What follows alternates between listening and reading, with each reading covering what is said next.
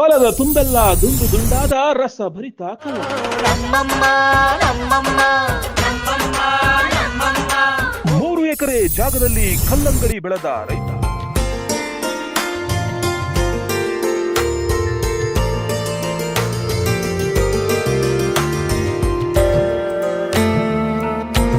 ಕೇರಳ, ತಮಿಳುನಾಡು, ಆಂಧ್ರ, ಕರ್ನಾಟಕ ಸೇರಿದಂತೆ ಎಲ್ಲೆಡೆ ಮಾರಾಟ.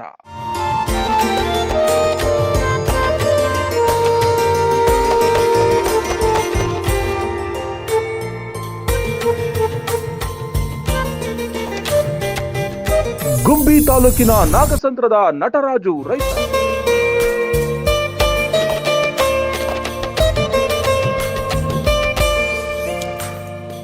ಗುಬ್ಬಿ ತಾಲೂಕಿನ ನಾಗಸಂದ್ರದ ನಟರಾಜು ಅವರು ಸುಮಾರು 10 ವರ್ಷಗಳಿಂದಲೂ ಕೂಡ ಕಲ್ಲಂಗಡಿಯನ್ನ ಬೆಳೀತಾ ಇದ್ದಾರೆ.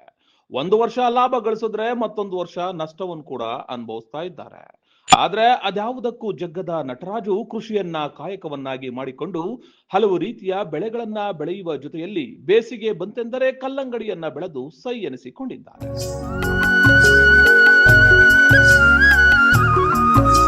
ತಮ್ಮ 3 ಎಕರೆ ಜಾಗದಲ್ಲಿ ಕಲ್ಲಂಗಡಿ ಬೆಳೆಯನ್ನ ಬೆಳೆದಿದ್ದು 80 ದಿನಗಳಿಗೆ ಫಸಲಿಗೆ ಬರುತ್ತಂತೆ.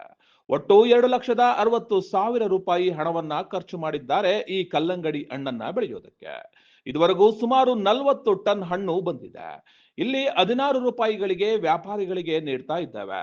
ಮಾರುಕಟ್ಟೆಯಲ್ಲಿ 20 ರಿಂದ 25 ರೂಪಾಯಿಗೆ 1 ಕೆಜಿ ಮಾರಾಟವಾಗ್ತಾ ಇದೆ ಅಂತಾರೆ ನಟರಾಜು. ಇಲ್ಲಿಂದ ತೆಗೆದುಕೊಂಡು ಹೋಗುವಂತಹ ಕಲ್ಲಂಗಡಿಯನ್ನ ತಮಿಳುನಾಡು, ಆಂಧ್ರ ಪ್ರದೇಶ, ಕೇರಳ, ಬೆಂಗಳೂರು, ಮೈಸೂರು ಸೇರಿದಂತೆ ಹಲವು ಭಾಗಗಳಿಗೆ ಕಳುಹಿಸಿ ಕೊಡ್ತಾ ಇದ್ದಾರಂತೆ. ನಟರಾಜು ಅಂತ ಹೇಳ್ಬಿಟ್ಟು ನಾವು ಇಲ್ಲೇ ಕೆಜಿ ಟೆಂಪಲ್ ಪಕ್ಕ ನಾಗಸಂದ್ರ ಗ್ರಾಮಸ್ಥರು. ನಾವು ಸುಮಾರು ಈ ಕಲ್ಲಂಗಡಿ ಬೆಳೆ 10 ವರ್ಷದಿಂದ ಬೆಳೀತಾ ಇದ್ದೀವಿ. ಇದು ಈ ತಳಿ ನಾಮದಾರಿ ಜೂಬ್ಲಿ ಕಿಂಗ್ ಅಂತ ಹೇಳ್ಬಿಟ್ಟು ಇದು ಆಲ್ಮೋಸ್ಟ್ ನಾವು ಇದು 80 ದಿವಸದ ಬೆಳೆ. ನಾವು ಇದನ್ನು ಒಂದು ಅಧಿಕೃತವಾಗಿ ಮಾರಾಟ ಮಾಡ್ತಕ್ಕಂಥ ಔಷಧಿ ಅಂಗಡಿಯಿಂದ ತರಿಸಿ ಇದರಿಂದಲೇ ನಾವು ಇದನ್ನು ಬೆಳೆನ ಬೆಳೀತಾ ಇದ್ದೀವಿ. ಸುಮಾರು 10 ವರ್ಷದಿಂದ ಬೆಳಿತೀವಿ. ಈ ಬೆಳೆಗೆ ಹೋದ ವರ್ಷ ಒಳ್ಳೆ ರೇಟ್ ಇರಲಿಲ್ಲ. ಈ ವರ್ಷ ನಮಗೆ ಸಮಾಧಾನಕರವಾದಂಥ ಒಂದು ರೇಟ್ ಸಿಕ್ಕಿದೆ. ಲಾಭದಾಯಕವಾಗೂ ಬಂದಿದೆ ನಮ್ಮ ಬೆಳೆ. ನಾವು ಈ ಬೆಳೆನ ಇಲ್ಲಿ ಹೊರಗಡೆಯಿಂದ, ಕೇರಳದಿಂದ ಮತ್ತು ನಮ್ಮ ಲೋಕಲ್ ಜನಗಳು ಕೂಡ ಇಲ್ಲಿಂದಲೇ ನಮ್ಮ ಹತ್ರದಿಂದಲೇ ತೋಟದಿಂದ ಪರ್ಚೇಸ್ ಮಾಡ್ಕೊಂಡು ಹೋಗ್ತಾರೆ. ನಮ್ಮ ಸ್ನೇಹಿತರೇ ರಹಮತ್ ಅಂತ ಹೇಳ್ಬಿಟ್ಟು ನಮ್ಮ ಜೊತೆ ಇಲ್ಲಿ ಬೆಳೆದಂಥವ್ರು. ಈಗ ಆಲ್ಮೋಸ್ಟ್ ಈ ಕಡೆ ಏರಿಯಾಕ್ಕೆಲ್ಲ ಇವರೇನ ನಮ್ಮ ಮಧ್ಯವರ್ತಿಗಳಾಗಿ ಕೆಲಸ ಮಾಡ್ತಾ ನಮ್ಗೆ ಈ ಒಂದು ಬೆಳೆಗೆ ಮಾರ್ಕೆಟಿಂಗ್ ಮಾಡೋಕ್ಕೆ ಒಂದು ಅನುಕೂಲ ಮಾಡಿ. ಎಷ್ಟು ಖರ್ಚು ಬರುತ್ತೆ ನಿಮಗೆ ಸರ್? ಇದು 3 ಎಕರೆನಲ್ಲಿ ಬೆಳೆದಿದ್ದೀವಿ ನಾವು. 3 ಎಕರೆನಲ್ಲಿ ಬೆಳೆಯಬೇಕಾದ್ರೆ ಈ ಮತ್ತು ಇನ್ವೆಸ್ಟ್ಮೆಂಟ್ ಪೇಪರು ವಿತ್ ಪೈಪು ಎಲ್ಲ ಸೇರಿ ಒಂದು 2,60,000 ಬಂದಿದೆ. 3 ಎಕರೆ ಬೆಳೆ ಬೆಳೆಯೋಕ್ಕೆ. ಎಷ್ಟು ಕ್ವಿಂಟಲ್ ಬಂತು? ನಾವು ಒಂದು 40 ಟನ್ ಅವರೇಜ್ ಬೆಳೀತಾ ಇದ್ವಿ. ಈ ವರ್ಷ ನಾವು ಒಂದು ಈ ರಂಜಾನ್ ಉಪವಾಸ ಸ್ಟಾರ್ಟ್ ಆಗೋಕ್ಕಿಂತ ಮುಂಚೆ ಒಂದು ಬೇಗ ಕೊಟ್ಟಿದ್ರಿಂದ ನಮಗೆ ಒಂದು 16 ರೂಪಾಯಿ ಥರ ಕೊಟ್ಟಿದ್ದೀವಿ ಕ್ವಿಂಟಾಲ್.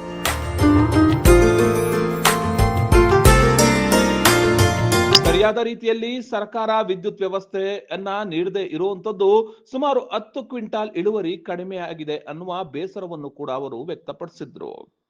ಕುಂದುಕೊರತೆ ನಮಗೆ ಮೇನ್ ಕರೆಂಟು ನಂಬ್ಕೊಂಡ್ರೆ ಆಗಲ್ಲ. ನಮ್ಮಂತ ರೈತರಿಗೆ ನಿಮ್ದೊಂದು ಸಹಾಯ ಅಂದ್ರೆ ಸೋಲಾರ್ ಆಗ್ಬೋದು. ಕರೆಂಟ್ ಅಂತೂ ಇಂಪ್ರೂವ್ಮೆಂಟ್ ಆದ್ರೂ ಕಳೆದ ವರ್ಷಕ್ಕೆ ಹೋಲಿಸಿದ್ರೆ ಈ ವರ್ಷ ಗುಬ್ಬಿ ತಾಲೂಕಿನಲ್ಲಿ ಕಲ್ಲಂಗಡಿಯನ್ನ ಬೆಳೆದಿರುವವರ ಸಂಖ್ಯೆ ತೀರಾ ಕಡಿಮೆ ಇದೆ. ಕಳೆದ ವರ್ಷ ನಮಗೆ ಸಾಕಷ್ಟು ನಷ್ಟ ಉಂಟಾಗಿತ್ತು. ಈ ವರ್ಷ ಒಂದಷ್ಟು ಉತ್ತಮ ಬೆಲೆ ಬಂದಿದ್ದು ಲಾಭವನ್ನ ಕಂಡಿದ್ದೇವೆ ಎನ್ನುವ ಮೂಲಕ ತಮ್ಮ ಹರ್ಷವನ್ನ ಕೂಡ ವ್ಯಕ್ತಪಡಿಸಿದ್ರು. ಇನ್ನು ಯುವ ರೈತ ನವೀನ್ ಕುಮಾರ್ ಮಾತನಾಡಿ, ಸರ್ಕಾರ ನಮ್ಮಂತಹ ರೈತರಿಗೆ ಒಂದಷ್ಟು ಸಹಕಾರವನ್ನ ನೀಡಬೇಕು, ಉತ್ತಮ ಮಾರುಕಟ್ಟೆಯನ್ನ ಕಲ್ಪಿಸಿಕೊಡ್ಬೇಕು. ಆಪ್ಕಾಮ್ಗಳಲ್ಲಿ ಈ ಹಣ್ಣುಗಳನ್ನ ಪಡೆದುಕೊಂಡು ಉತ್ತಮ ದರವನ್ನ ರೈತರಿಗೆ ನೀಡಬೇಕು. ಆದ್ರೆ ಸರಿಯಾದ ರೀತಿಯಲ್ಲಿ ವಿದ್ಯುತ್ ಅನ್ನ ನೀಡದೆ ಹೋದ ಕಾರಣದಿಂದ ಸಾಕಷ್ಟು ಇಳುವರಿ ಕುಂಠಿತ ಕೂಡ ಆಗಿದೆ ಅನ್ನುವ ಬೇಸರವನ್ನ ಅವರು ವ್ಯಕ್ತಪಡಿಸುತ್ತಾರೆ. ಹಾಗಾಗಿ ಸರ್ಕಾರಗಳು ನಮ್ಮಂತಹ ರೈತರುಗಳಿಗೆ ಹೆಚ್ಚಿನ ಸಹಕಾರವನ್ನ, ಮಾರುಕಟ್ಟೆಯನ್ನ, ಉತ್ತಮ ದರ ನೀಡುವಂತಹ ಕೆಲಸವನ್ನ ಮಾಡಬೇಕು ಅಂತ ಹೇಳಿ ಅವರು ಮನವಿಯನ್ನು ಕೂಡ ಮಾಡ್ತಾರೆ. ನನ್ನ ಹೆಸರು ನವೀನ್ ಕುಮಾರ್ ಗಾಯ್ಕವಾಡ್. ನಮ್ಮೂರು ಬಂದ್ಬಿಟ್ಟು ಮರಾಠಿಪಾಳ್ಯ, ಕೆಜಿ ಟೆಂಪಲ್ ಪೋಸ್ಟ್, ಗುಬ್ಬಿ ತಾಲೂಕು. ನಾನೊಬ್ಬ ಯುವ ರೈತ. ನಾನು ಈ ಸಲ ಕಲ್ಲಂಗಡಿ ಬೆಳೆದಿದ್ದೀನಿ ಗುಬ್ಬಿ ಮರಾಠಿಪಾಳ್ಯದಲ್ಲಿ. ಸುಮಾರು 1.5 ಎಕರೆನಲ್ಲಿ ಕಲ್ಲಂಗಡಿ ಬೆಳೆದಿದ್ದೀನಿ. ಆ ಕಲ್ಲಂಗಡಿ ಹಣ್ಣು ನಾನು ಬೆಳೆದಿರೋದು ಸುಮಾರು ಒಂದು 50 ಟನ್ ಬರಬೇಕಾಗಿತ್ತು. ಬಟ್ ನಮಗೆ ಕರೆಂಟು ಪವರ್ ಸಮಸ್ಯೆಯಾಗಿ ಕಮ್ಮಿ ಬಂದಿದೆ. ಈ ಸಲ ಒಂದು 30 ಟನ್ ಬಂದಿದೆ. ನಮ್ಮ ನಿರೀಕ್ಷೆ ಇತ್ತು 40ರಿಂದ 50 ಟನ್ ಅಂತ, ಬಟ್ ಅಷ್ಟು ಇದಾಗಲಿಲ್ಲ. ಮತ್ತು ಈ ನಮಗೆ ನಿಗದಿತ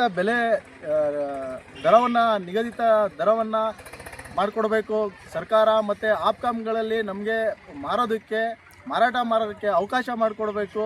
ತಾಲೂಕುಗಳಲ್ಲಿ ಒಂದೊಂದು ಹಬ್ನ ಕ್ರಿಯೇಟ್ ಮಾಡಬೇಕು. ಅದು ಕ್ರಿಯೇಟ್ ಮಾಡೋದ್ರಿಂದ ನಮಗೆ ರೈತರಿಗೆ ತುಂಬ ಅನುಕೂಲ ಆಗುತ್ತೆ. ಸಾವಿರಾರು ರೈತರುಗಳು ಬೆಳೀತಾರೆ, ಕೆಲವು ಸಮಯ ರೈಟ್ ಸಿಗದೇ ಇರೋ ಟೈಮಲ್ಲಿ ಬಿಟ್ಬಿಡ್ತಾರೆ. ಸಾವಿರಾರು ರೂಪಾಯಿ, ಲಕ್ಷಾಂತರ ರೂಪಾಯಿ ನಷ್ಟಗಳಾಗುತ್ತೆ. ಅದ್ರ ಬಗ್ಗೆ ಸರ್ಕಾರ ಏನಾದರೂ ಕ್ರಮ ತಗೋಬೇಕು. ಒಟ್ಟಾರೆಯಾಗಿ ಬೇಸಿಗೆ ಬಂತೆಂದ್ರೆ ಪಾನೀಯಗಳಿಗೆ ಫುಲ್ ಡಿಮ್ಯಾಂಡ್ ಕಣ್ರಿ. ಒಂದು ಕಡೆಗೆ ಇದ್ದರೆ ಮನೆ ಮಂದಿ ಎಲ್ಲ ಕುಳಿತುಕೊಂಡು ಕಲ್ಲಂಗಡಿ ಹಣ್ಣನ್ನ ತಿನ್ನಲು ಖುಷಿ ಪಡೋದಂತೂ ನಿಜ. ಆದ್ರೆ ಕಷ್ಟಪಟ್ಟು ಬೆಳೆಯುವ ರೈತನಿಗಿಂತ ಮಧ್ಯವರ್ತಿಗಳಿಗೆ ಹೆಚ್ಚಿನ ಲಾಭ ಕಾಣ್ತಾ ಇದೆ.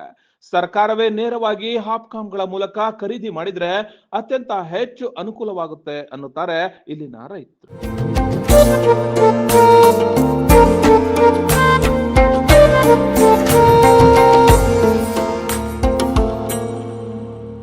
ನಿಮ್ಮ ಭವಿಷ್ಯದ ಹೂಡಿಕೆಗೆ ಸ್ಮಾರ್ಟ್ ಆಯ್ಕೆ ಬೇಕಾ?